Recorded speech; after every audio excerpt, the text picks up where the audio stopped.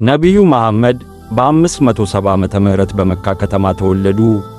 ከመወለዳቸው በፊት አባታቸው አብዱላ በሞት አጡ። እናታቸው አሚናም ከእርሳቸው ብዙም ሳትቆይ ተለየቻቸው። በዚህም ምክንያት በአያታቸው አብዱል ሙጣሊብ በኋላም በአጎታቸው አቡ ጣሊብ እንክብካቤ አደጉ። ነቢዩ ከወጣትነታቸው ጀምሮ በታማኝነትና እውነት ተናጋሪነታቸው በጣም የተለዩ ነበሩ።